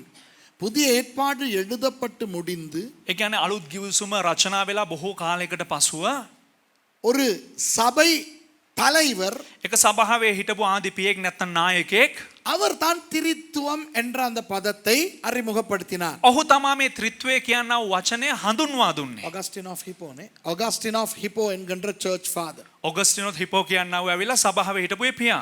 He is the great church father Augustine. He was a very great theologian, okay, who we look up to. So in the Augustinian theology the term Trinity was introduced. And the Augustine என்கின்ற அந்த சபை தலைவர், சபை பிதா, ඒ කියන්නේ ඔගස්ටින් කියනවා සභා නායකයා නැත්නම් සභාවේ ඒ පියා திரித்துவம் என்ற அந்த சொல்லை அறிமுகப்படுத்தினார். ඒ ත්‍රිත්වය කියනවා දේව ධර්මය ඔහු හඳුන්වලා දුන්නා. ஓகேயா? நான் இதே 1 யோவானில் பிறகு இன்னொரு நாள் 5ஆம் அதிகாரத்துக்கு போகும் பொழுது நான் உங்களுக்கு இதை மறுபடியும் ஞாபகப்படுத்துவேன். මම යම් කිසි දවසක ඇවිල්ලා මේ එක යොහන් පොතේම 5 වෙනි පරිච්ඡේදය ඇවිල්ලා ඔබලාට උගන්වනකොට මේ පිළිබඳව නැවත වතාවක් මතක් කිරීමක් කරනවා. ஆகஸ்டின் என்றவருடைய பெயரை ஞாபகம் வைத்துக் கொள்ளுங்கள். ඒ නිසා මේ ඔගස්ටින් කියනවා පුද්ගලයාගේ නම ඇවිල්ලා ඔබගේ මතකයේ තබා ගන්න. When we go to chapter 5 of 1 John, I will have to talk a lot about Augustine of Hippo. So just remember the name, okay? Write this name somewhere down and then remember this name. It's very important. ஆனால் நான் உங்களுக்கு என்ன சொல்ல வருகிறேன் என்றால், නමුත් මම දැන් ඔබලාට මොනවද කියන්න පැමිණෙන්නේ කිව්වොත් திரித்துவம் முழு வேதத்திலும் இருக்கிறது. ත්‍රිත්වය ඇවිල්ලා සම්පූර්ණ බයිබලයේ තුලම තිබෙනවා. அந்த சொல் இல்லாவிட்டாலும் அந்த உபதேசம் இருக்கிறது. ඒ වචනය නැත්නම් ඒ වාක්‍යය නැති වුණත් ඇවිල්ලා ඒ උපදේශය ඇවිල්ලා එහි අන්තර්ගත වෙලා තිබෙනවා. Even though the word Trinity is not there, the doctrine of Trinity is there. நான் வேறு இடத்திலே நான் சொல்லிக் கொடுத்திருக்கிறேன், அந்த யூடியூபிலேயும் இருக்கிறது, நான் இப்பொழுது சொல்லிக் கொடுக்க போகிறேன். මම වෙනත් තැනක ඇවිල්ලා මේ ගැන කියලා දීලා තියෙනවා. ඒක ඇවිල්ලා YouTube එකේ තියෙනවා. ඇවිල්ලා නමුත් මම ඒ දෙක ගැන දැන් විග්‍රහ කරන්න යනවා. I'm going to explain again how I have explained Trinity, and it's on YouTube. So if you already have heard me explain, listen to this again. நான் இதை சொல்லிக் கொடுப்பதை நீங்கள் ஏற்கனவே கேள்விப்பட்டிருந்தாலும் මම මේ කියලා දෙන දේ ඇවිල්ලා ඔබ මේට කලින් අහලා තිබුණත් மறுபடியும் இதை கேட்டுக்கொள்ளுங்கள். නැවත වතාවක් අපි ආයේ අහුම්කම් දෙමු. திரித்துவம் என்பது என்ன? ත්‍රිත්වය කියලා කියන්නේ කුමක්ද? 3 நபர்கள், පුද්ගලයන් තිදෙනෙක්, ஆனால் ஒரே நபரத்துவம், නමුත් එකම පුද්ගලයා හැටියට, පෞරුෂත්වය හැටියට, ஒரே தேவன், එකම දෙවියන් වහන්සේ හැටියට 3 தேவர்கள் அல்ல. දෙවිවරු තුන්දෙනෙක් නොවේ. Okay, the doctrine of Trinity is 3 persons in one personality, one God, not 3 gods. பிதா, குமாரன், பரிசுத்தாவி என்பது ஒரே தேவன். පියාණන් වහන්සේ, පුත්‍රයාණන් වහන්සේ, ශුද්ධාත්මයාණන් වහන්සේ කියලා කියන්නේ එකම දෙවියන් වහන්සේ. The Father, Son and the Holy Spirit are the same one God. ஆனால் නමුත් பிதா குமாரன் அல்ல, පියාණන් වහන්සේ පුත්‍රයා නොවේ, குமாரன் பரிசுத்தாவியானவர் அல்ல. පුත්‍රයා ශුද්ධාත්මයාණන් වහන්සේ නොවේ. But the Son is not the Father and the Holy Spirit is not the Son. அப்ப இது நமக்கு புரியாது. ඉතින් මේක අපිට වැටහෙන්නේ නැහැ. ஏனென்றால் நமக்கு அப்படி இல்லை. ඒ කියන්නේ අපිට එහෙම නෙවෙයි. இப்ப நிறைய பேர் திருத்துவத்தை உதாரணமாய் விளக்க பார்ப்பார்கள். බොහෝ දෙනෙක් ඇවිල්ලා දැන් ත්‍රිත්වය උදාහරණ අරගෙන ඇවිල්ලා විග්‍රහ කරන්න හදනවා. Many people try to explain Trinity through examples. Now let's take some of those examples. அவர்கள் பயன்படுத்துகிற சில உதாரணங்களை பார்ப்போம். මේ සමහරක් අපි බලමු ඇවිල්ලා ඔවුන් පාවිච්චි කරනවා මේ උදාහරණයන් මොනවද කියලා. பனிக்கட்டி, මේ හිම කැටයක් නැත්නම් මේ Ice කැටයක්. අයිස් කැටයක්, தண்ணீர், ජලය, நீராவி. ඒක ඇවිල්ලා මේ දිය උල්පත. Ice, Ice, water oh, and steam. It's the same property in three different forms. ஒரே சாமான், එකම මේ දේ H2O, H2O, ஆனால் வேறு வேறு விதமாய் இருக்கிறது. නමුත් වෙන් වශයෙන් තිබෙනවා. ஐஸ் கட்டியாய் இருக்கிறது, අයිස් කැටයක් වශයෙන් තිබෙනවා, தண்ணீராய் இருக்கிறது, ජලය වශයෙන් තිබෙනවා, நீராவியாய் ඒ இருக்கிறது. වගේම වාෂ්ප වශයෙන් තිබෙනවා. அதுபோல ඒ වගේ பிதா குமாரன் பரிசுத்தாவி இருக்கிறார் என்று சொல்லுகிறார். පියාණන් වහන්සේ පුත්‍රයන් වහන්සේ ශුද්ධාත්මයන් වහන්සේ ඉන්නවා කියලා කියනවා. So they say like that the Father, Son and the Holy Spirit exist, just like ice, water and steam. ஆனால் නමුත් அது நல்ல உதாரணம் அல்ல. ඒක හොඳ උදාහරණයක් නොවේ. ஏனென்றால் ஐஸ் கட்டி உருகினால் தான் தண்ணீர் ஆகும். ඒ කියන්නේ අයිස් කැටේ දිය වුණා නම් තමයි ඇවිල්ලා ජලය බවට පරිවර්තනය වෙන්නේ. ஐஸாயும் இருந்து கொண்டு தண்ணீராயும் இருக்க முடியாது. ඒ කියන්නේ අයිස් වෙලා ඉඳලා ඇවිල්ලා ජලය වෙලා ඉන්න බෑ. தண்ணீரா இருக்கும் பொழுது அதுக்கு ஐஸா இருக்க முடியாது. ඒ කියන්නේ ජලය වෙලා ඉන්නකොට ඒකට අයිස් වෙලා ඉන්නත් බෑ ද්‍රව්‍යය. தண்ணீர் கொதிக்கும் பொழுது தான் நீராவி ஆகும். ඒ කියන්නේ ජලය ඇවිල්ලා උෂ්ණත්වයක් ඇති වෙනකොට තමයි ඇවිල්ලා වාෂ්ප බවට පරිවර්තනය වෙන්නේ. தண்ணீராயும் நீராவியாயும் இருக்க முடியாது. වාෂ්ප හැටියටත් ජලය හැටියටත් ඉන්න බෑ. ஒரே நேரத்திலே ஐஸ் கட்டியாயும் தண்ணீராயும் நீராவியாயும் இருக்க முடியாது. එකම වෙලාවෙ ඇවිල්ලා ජලය හැටියටත් අයිස් කැටයක් හැටියටත් වාෂ්ප හැටියටත් ඉන්න බෑ. The problem is the ice has to melt to become water and it has to be heated for it to become steam. So the H2O cannot be ice, water and steam at the same time.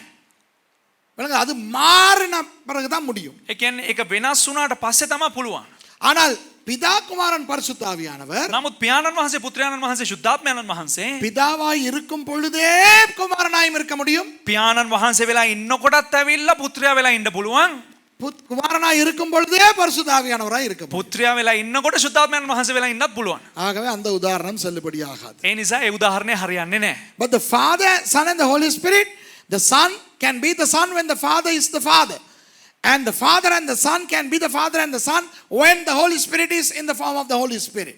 They can coexist.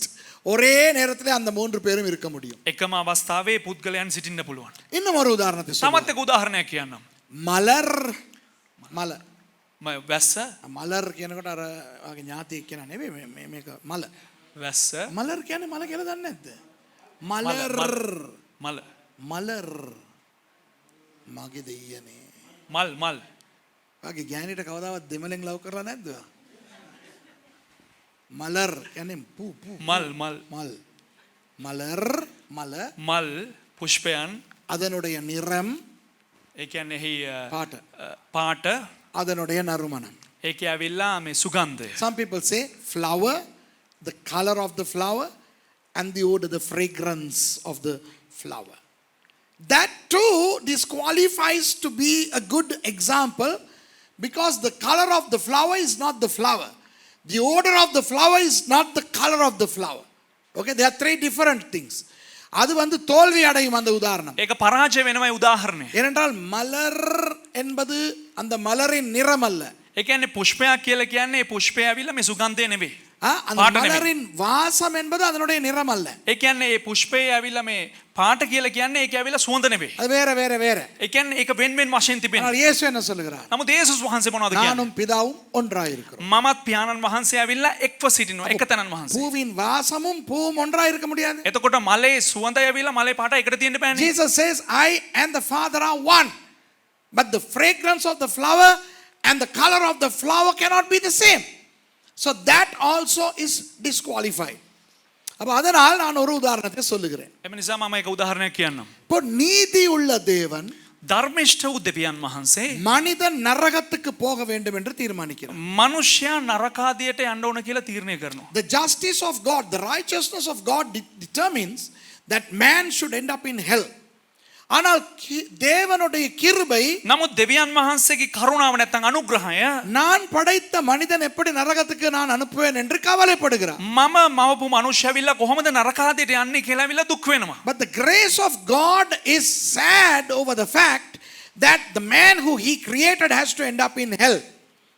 அப்போ தேவனுடைய நீதியும் தேவனுடைய கிருபையும் ஒன்றோடு ஒன்று பேசிக்கொள்ளுகிறது. එතකොට දෙවියන් වහන්සේගේ ධර්මිෂ්ඨකමත් දෙවියන් වහන්සේගේ අනුග්‍රහයත් එකිනෙකාට කතා කරගන්නවා. Now the justice or the righteousness of God and the grace of God are dialoguing with each other. The grace of God is asking the justice of God, is there any way that this man can be saved from hell?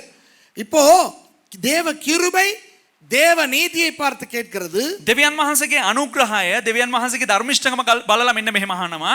நான் படைத்த இந்த மனிதனை நரகத்துக்கு தப்ப வைக்க ஏதாவது ஒரு வழி இருக்கிறதா? මම මැව්වව මේ මනුෂ්‍යයා නරකාදීන් බේරගන්න යම්කිසි ක්‍රමයක් තිබෙනවද? அப்போ தேவ நீதி ரோமர் 6:23 காட்டுகிறது. එතකොට දෙවියන් වහන්සේගේ ධර්මිෂ්ඨකම රෝම 6:26 පෙන්눔 කරනවා. ஆனால் இது உலகம் படைக்கப்பட முந்தியே நடக்குது. ஓகே. ඒ කියන්නේ ලෝකයේ මැවෙන්න කලින්ම මේ දේ සිද්ධ වෙනවා. ஆனால் தேவன் எல்லா காலங்களையும் அறிந்தவர் என்றபடினா, නමුත් දෙවියන් වහන්සේ සියලු කාලවල දන්න නිසා நமக்கு ரோமர் 6:23 இருக்கிறதே அவர் அங்கேயே பேசி விட்டார். ඒ කියන්නේ අපිට ඇවිල්ලා රෝම 6:23 දන්න දේ ඇවිල්ලා උන්වහන්සේ මේට කලින්ම කතා කරා. Now this thing transpires even before God created everything, but since God is timeless, he is saying something that we know from Romans 6:23.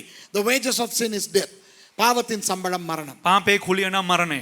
அப்போ தேவ நீதி தேவ கிருபைக்கு சொல்லுகிறார். එතකොට දේව මේ ධර්මිෂ්ඨකම ඇවිල්ලා දේව අනුග්‍රහයට කියනවා. பாவத்தின் சம்பளமாகிய மரணத்தை அவன் அனுபவித்தால், පාපේ කුලිය නම් මරණය ඔහු භුක්ති විඳා නම් அப்பொழுது அவன் நரகத்துக்கு தப்பலாம். ඔහු නරකාදීන් බේරෙන්න පුළුවන්. So the righteousness of God is telling the grace of God, if man can die for his sins, then he can be saved from hell. அப்போ தேவ கிருபை தேவ நீதியை பார்த்து கேட்கிறார். එතකොට දේව අනුග්‍රහය දේව ධර්මිෂ්ඨකමකින් අහනවා. அவனால் அதை செய்ய முடியாது. එයාට ඒක කරන්න බෑ. நானே மனிதனாய் இறங்கி போகவா? මම මිනිසෙක් හැටියට ඇවිල්ලා බහැලා යන්නද? So the grace of God is asking the righteousness of God. Now man cannot do that. So can I become man and die the death on behalf of men? And the righteousness of God gives permission to do that. தேவனுடைய நீதி அதற்கு அனுமதி கொடுக்கிறது. දෙවියන් වහන්සේගේ ධර්මිෂ්ඨකම ඒකට අවසර ලබා දෙනවා. அப்போ தேவனுடைய நீதிக்கு தேவையானதை, එතකොට දෙවියන් වහන්සේගේ ධර්මිෂ්ඨකමට අවශ්‍ය දේ தேவனுடைய கிருபை செய்வதற்காக, දෙවියන් වහන්සේගේ අනුග්‍රහයට කරනු පිණිස தேவனுடைய கிருபை இந்த உலகத்துக்கு இறங்கி வந்தது. දෙවියන් වහන්සේගේ අනුග්‍රහය මේ ලෝකෙට බැහැලා පැමිණියා. The grace of God came down to this earth in order to give something that the righteousness of God demanded. இதற்கு சாட்சியாய் இருக்கின்றவர் මේට සාක්ෂි වශයෙන් සිටින්නේ தேவனுடைய பரிசுத்தம், දෙවියන් වහන්සේගේ ශුද්ධකම. So the witness for this transaction is the holiness of God. அப்போ மூன்று விஷயங்களை பார்க்கிறோம். එතකොට කාරණා තුනක් බලනවා. So now we are seeing three things. The righteousness of God, தேவனுடைய நீதி, දෙවියන් වහන්සේගේ ධර්මිෂ්ඨකම, அந்த தேவ நீதிக்கு தேவையானதை பெற்றுக் கொடுக்க வருகின்ற தேவனுடைய கிருபை, ඒ දෙවියන් වහන්සේගේ ධර්මිෂ්ඨකම අවශ්‍ය දෙයට ලබා දෙන්න පැමිණෙනා වූ වෙලාව දෙවියන් වහන්සේගේ අනුග්‍රහය නැත්නම් කරුණාව, the grace of God which is going to pay what the righteousness of God demands. அந்த ரெண்டு பேருடைய கொடுக்கல் வாங்கலுக்கும் சாட்சியா இருக்கிற தேவனுடைய பரிசுத்தம். ඒ දෙදෙනාගේම ගනුදෙනුවට ඇවිල්ලා සාක්ෂි වශයෙන් ඉන්නා වූ දෙවියන් වහන්සේගේ ශුද්ධකම. And the witness, the holiness of God, which is the witness of the transaction between these two. அதிலே தேவனுடைய நீதிக்கு பிதா என்று பெயர். එයින් දෙවියන් වහන්සේගේ ධර්මිෂ්ඨකමට ඇවිල්ලා පියාණන් කියලා නම. The righteousness of God is called the Father. தேவனுடைய கிருபைக்கு குமாரன் என்று பெயர். දෙවියන් වහන්සේගේ අනුග්‍රහයට පුත්‍රයා කියලා අමතනවා. So the grace of God is called the Son. தேவனுடைய பரிசுத்தத்துக்கு பரிசுத்த ஆவி என்று பெயர். දෙවියන් වහන්සේගේ ශුද්ධකමට ශුද්ධාත්මයන් වහන්සේ කියලා අමතනවා. So the holiness of God is called the Holy Spirit. இப்போ நான் உங்களிடத்தில் ஒரு கேள்வி கேட்கிறேன். දැන් ඔබලාගෙන් එක ප්‍රශ්නයක් අහන්නම්. இந்த மூன்றுமே ஒரே தேவன் தானே? මේ තුන් දෙනාම ඇවිල්ලා එක දෙවියන් වහන්සේනේ. These three are the same God, right? ஒரே தேவனுடைய நீதி, கிருபை, பரிசுத்தம். එකම දෙවියන් වහන්සේගේ ධර්මිෂ්ඨකම, ඒ වගේම අනුග්‍රහය, ශුද්ධකම. It's the righteousness, grace and holiness of the same God which we call the Trinity. ஆகவே திரித்துவத்தை பற்றி சரியாய் தெரியாதவர்கள் நினைக்கிறார்கள். එසේනම් ත්‍රිත්වය ගැන හරියට දන්නේ නැති අය හිතනවා கிறிஸ்தவர்கள் நாம் நாங்கள் மூன்று தெய்வங்களை பற்றி பேசுகிறோம் என்று. කිතුණුවන් වන අපි ඇවිල්ලා දෙවිවරු තුන්දෙනෙක් ගැන කතා කරනවා කියලා. Those who really do not know about the Trinity believe erroneously that we Christians are talking about three gods. No, we are talking about one God. ஒரே தேவனை பற்றி பேசுகிறோம். නෑ අපි කතා කරන්නේ එක දෙවි කෙනෙක් ගැන. தேவனுடைய நீதி, දෙවියන් වහන්සේගේ ධර්මිෂ්ඨකම, சரியா? ஒரே தேவனுடைய நீதி, එකම දෙවියන් වහන්සේගේ ධර්මිෂ්ඨකම, அதே தேவனுடைய கிருபை, ඒ දෙවියන් වහන්සේගේ අනුග්‍රහය, அதே தேவனுடைய பரிசுத்தம். ඒ දෙවියන් වහන්සේගේ ශුද්ධකම. So we are talking about the righteousness of the same God, the grace of the same God, and the holiness of the same God. We are talking about one God. ஒரு தேவனை பற்றி பேசுகிறோம். අපි එක දෙවියන් වහන්සේ කෙනෙක් ගැන කතා කරන්නේ. இல்லை, அப்ப நீங்க சொல்றீங்க பிதா குமாரன் இல்லங்கறீங்க, குமாரன் பரிசுத்த ஆவி இல்லங்கறீங்க. නෑ ඔබ කියනවිලා පියාණන් වහන්සේ පුත්‍රයා නෙවෙයිලු, පුත්‍රයා ශුද්ධාත්මයන්න් වහන්සේ නෙවෙයිලු. Yeah, but then you say the Son is not the Father, the Holy Spirit is not the Son. ஆமா. ඔව්. நீதி கிருபை அல்ல. Okay? ධර්මිෂ්ඨකම කියන්නේ අනුග්‍රහය නොවේ. Righteousness is not the grace. கிருபை பரிசுத்தம் அல்ல. Okay? අනුග්‍රහය කියලා කියන්නේ ශුද්ධකමත් නොවේ. Grace is not the holiness. The holiness is not the righteousness. பரிசுத்தம் நீதி அல்ல. ஆமாவா இல்லையா? ශුද්ධකම කියලා කියන්නේ ධර්මිෂ්ඨකමත් නොවේ. ඕද නැද්ද? சரியா நான் சொல்றது? හරිද මං කියන දේ? நீதி வேற, ධර්මිෂ්ඨකම වෙනයි, கிருபை வேற, අනුග්‍රහය වෙනයි, பரிசுத்தம் வேற. ශුද්ධකම කියලා කියන්නේ වෙනයි. Righteousness is different, grace is different, holiness is different, but it's the same God. ஒரே தேவன். නමුත් ඒ එකම දෙවියන් වහන්සේ. விளங்குதா உங்களுக்கு? වැටහෙනවද බලන්න? கிருபையுள்ள தேவனும் அவர்தான், අනුග්‍රහයේදී සිටිනව දෙවියන් වහන්සේ එයා තමයි. நீதியுள்ள தேவனும் அவர்தான், ධර්මිෂ්ඨකමේ දෙවියන් වහන්සේ තුන් වහන්සේ තමයි. பரிசுத்த தேவனும் அவர்தான். ශුද්ධකමේ දෙවියන් වහන්සේ තුන් වහන්සේ ஆனா තමයි. நீதி வேறு, கிருபை வேறு, பரிசுத்தம் வேறு. නමුත් ධර්මිෂ්ඨකම වෙනයි, අනුග්‍රහය වෙනයි, ශුද්ධකම වෙනයි. It's the same God who is gracious, it's the same God who is righteous, it's the same God who is holy, but the holiness and the grace and the righteousness are different. இதைத்தான் திருத்துவவாதிகள் சொல்லுகிறோம். මේ තමයි ඇවිල්ලා ත්‍රිත්වවාදීන් ඇවිල්ලා ප්‍රකාශ කරන්නේ. இன்றைக்கு கடைசி காலத்துல என்ன நடக்கிறது தெரியுமா? අද අවසාන කාලේ කුමක්ද දන්නවද සිද්ධ වෙන්නේ? கிறிஸ்தவர்களும் மற்றவர்களும் வந்து நம்மை குழப்புகிறார்கள். කිතුණු වනොත් අනිත් අයත් ඇවිල්ලා එකතු වෙලා අපිව කොලප්පම් In කරනවා. these last days many people are coming and perturbing us, the Trinitarians rather. Trinitarians are being perturbed by others. என்ன சொல்லுகிறார்கள்? කුමක්ද කියන්නේ? உங்களுக்கு திருத்துவம் என்பது வேதத்தில் இல்லாத ஒன்றை நீங்கள் பேசுகிறீர்கள். ඔබලා ඇවිල්ලා ත්‍රිත්වය කියලා ඇවිල්ලා බයිබලේ නැති දෙයක් ගැන අද කතා They කරනවා. are saying Trinity is not there in the Bible.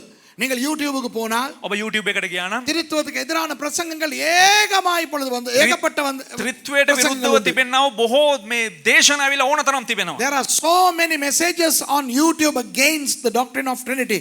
ஆனால் ஆண்டவர் எங்களுக்கு ஒரு எச்சரிப்பை கொடுக்கிறார். නමුත් දෙවියන් වහන්සේ අපිට ඒක මේ අවවාදයක් දෙනවා. நமக்கு இயேசுவும் வேண்டும், අපිට යේසුස් වහන්සේත් අවශ්‍යයි. அதே இயேசு அபிஷேகிக்கப்பட்ட கிறிஸ்துவாய் இருக்கிறார், கிறிஸ்துவும் நமக்கு வேண்டும். ඒ යේසුස් වහන්සේ ආලේපලත් ඇවිල්ලා ක්‍රිස්තුස් වහන්සේ හැටියට ඉන්නවා. ඒ ක්‍රිස්තුස් වහන්සේත් අපිට අවශ්‍යයි. The Bible is saying we need Jesus, and also we need Christ who is Jesus, and then we also need the Father and we need the Son. பிதாவும் எங்களுக்கு வேண்டும், குமாரனும் எங்களுக்கு வேண்டும். ඒ වගේම අපිට පියාණන් වහන්සේත් අවශ්‍යයි. ඒ වගේම අපිට පුත්‍රයාණන් වහන්සේත් අවශ්‍යයි. கடைசியாக 24வது வசனத்தை வாசித்து முடிப்போம். අවසාන වශයෙන් 24 වෙනි පදේ අපි කියවලා හමාර කරමු. Let's wind this message up by reading verse 24. ஆகையால் ஆதி முதல் நீங்கள் கேள்விப்பட்டது உங்களில் நிலைத்திருக்க கடவது. ஆதி முதல் நீங்கள் கேள்விப்பட்டது உங்களில் நிலைத்திருந்தால் நீங்களும் குமாரனிலும் பிதாவிலும் நிலைத்திருப்பீர்கள். නුබලා පටන් ගැනීමේ සිට ඇසූ දේම නුබලා තුල පවතිවා. පටන් ගැනීමේ සිට නුබලා ඇසූ දේම නුබලා තුල පවති නම් නුබලාත් පුත්‍රයාණන් වහන්සේද පියාණන් වහන්සේද තුල පවතින්නහුය. Let that therefore abide in you which ye have heard from the beginning. If that which ye have heard from the beginning shall remain in you, ye shall also continue in the Son and in the Father.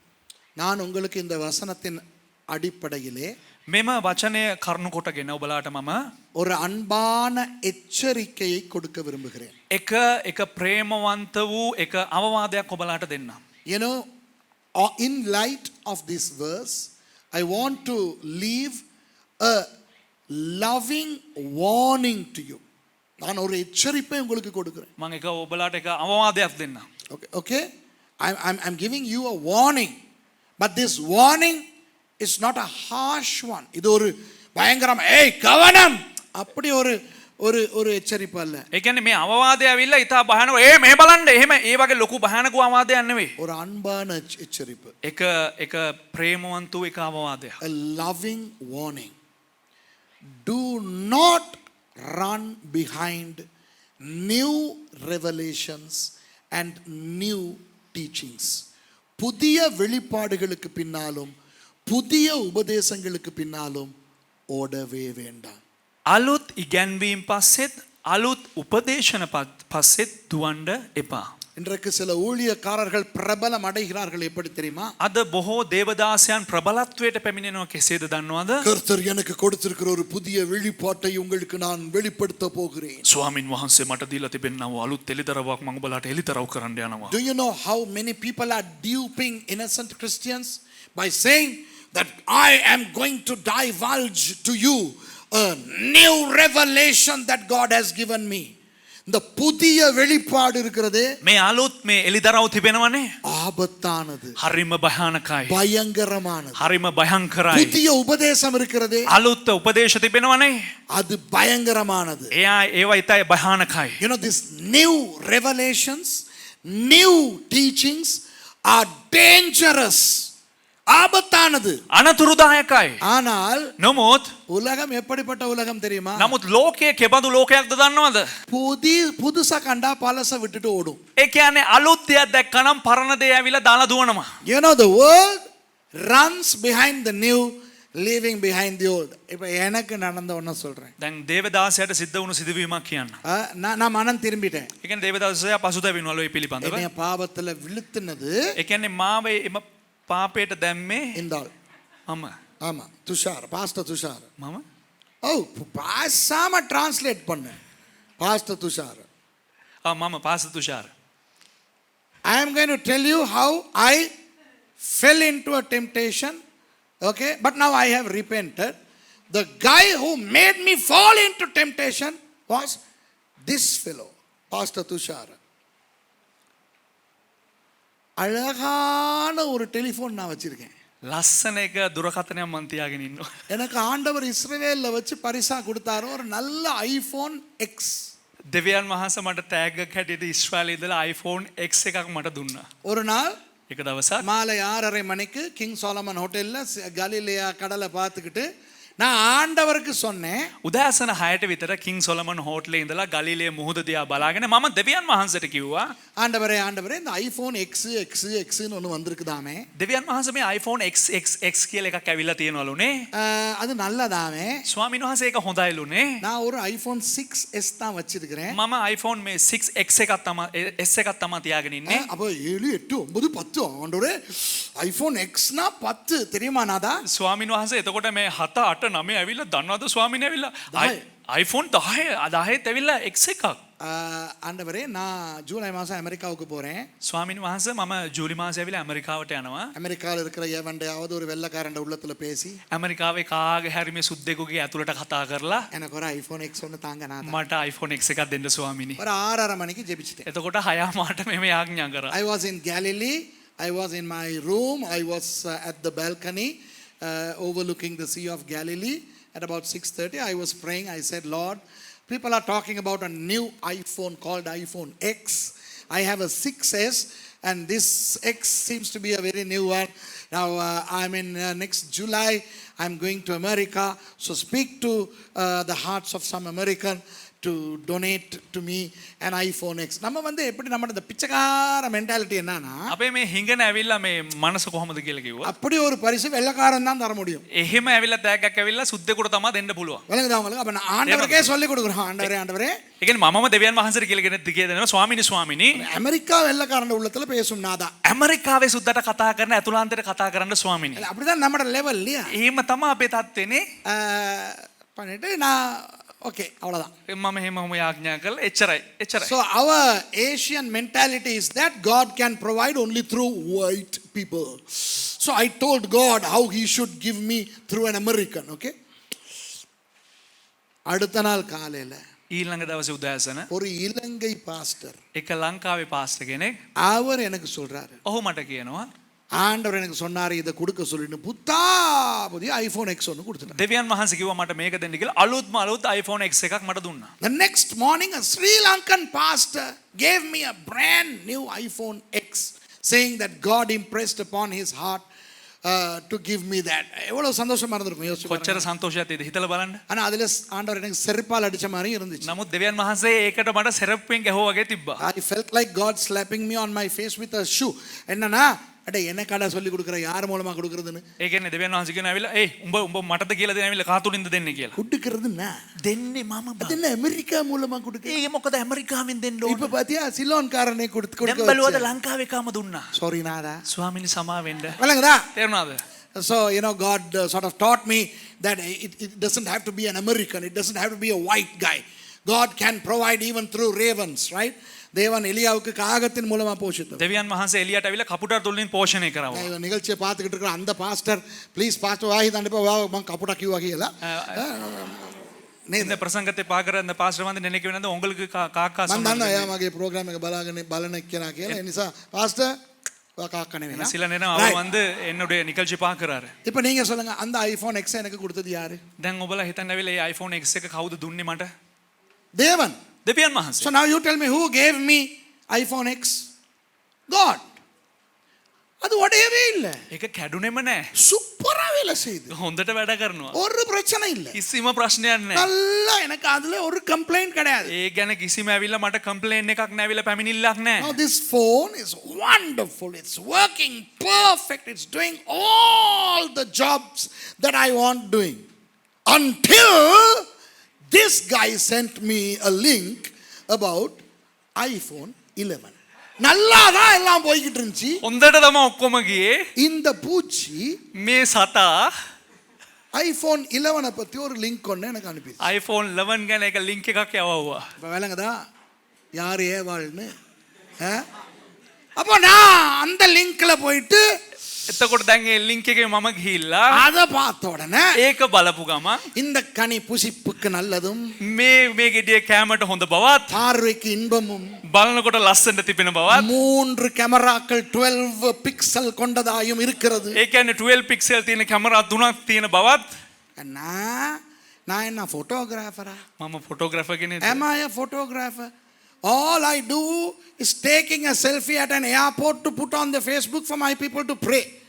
இந்த ஏர்போர்ட்டில் போகும்போது selfie ஒன்று எடுத்துருந்தா நான் போகிறேன்டி எனக்காக ஜெபின்னு இந்த ஃபேஸ்புக்கில் போடுறதுக்கு எனக்கு இருக்கிற கேமரா போதும். එයාපෝට් එකකින් යනකොට ඇවිල්ලා නිකන් ෆොටෝ එකක් ගහලා සෙල්ෆි එකක් ගහලා ඇවිල්ලා Facebook එකේ දාලා ඇවිල්ලා මට ප්‍රේ කරන්න කියලා දාන්න එක මට ඇති ඒ කැමරාව. அதுலேருந்து என் பிளான் என்ன தெரியுமா? ඒකේ ඉඳලා මගේ සැලැස්ම මොකක්ද දන්නවද? iPhone 11.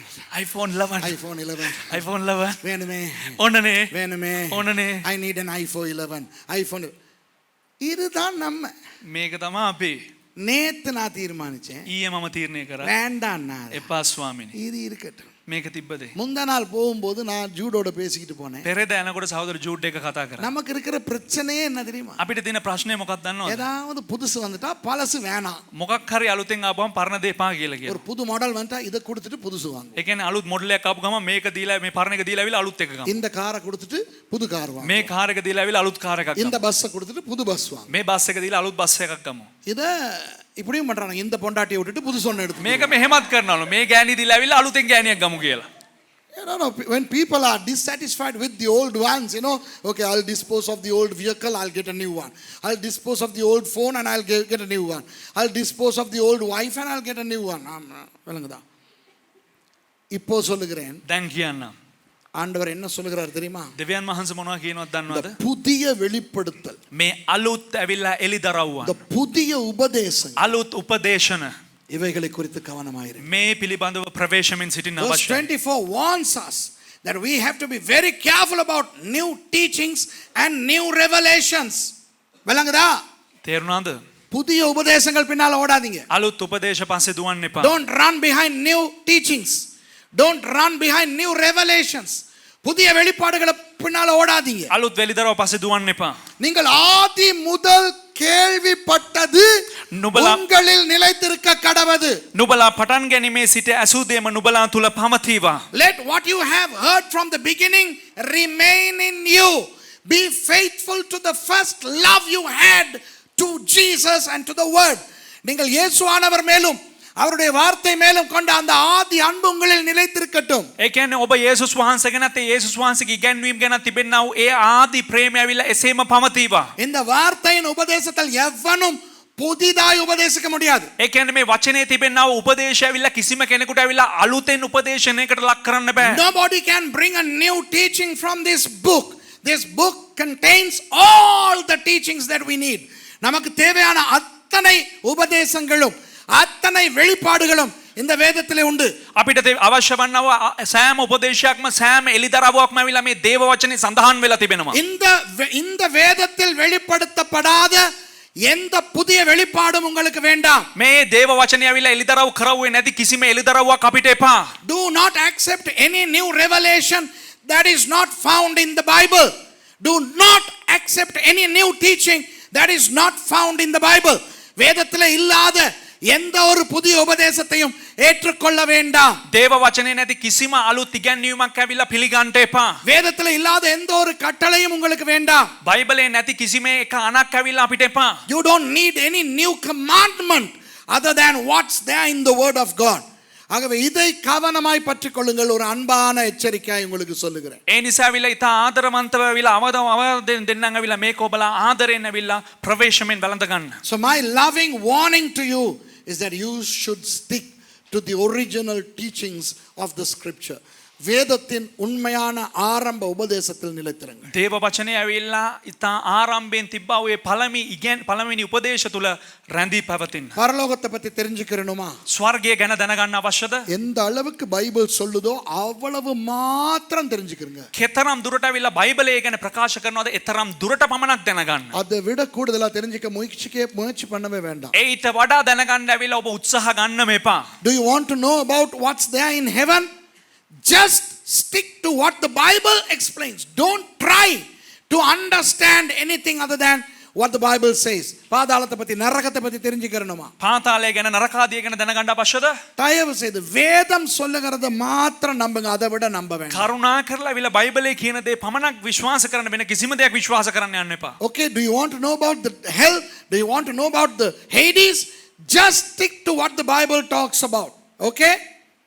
கடைசியா ஒரு விஷயம் சொல்றேன். අවසාන වශයෙන් එක දෙයක් කියන්නම්. அந்த லிங்கையும் இவர் தான் எனக்கு அனுப்புனார். ඒ ලින්ක් එකත් මම තමයි යවුවේ. இவர் தான் லிங்க் பாஸ்டர். මම තමයි link pastor. Pastor Tushar is the link pastor. He sent me a link.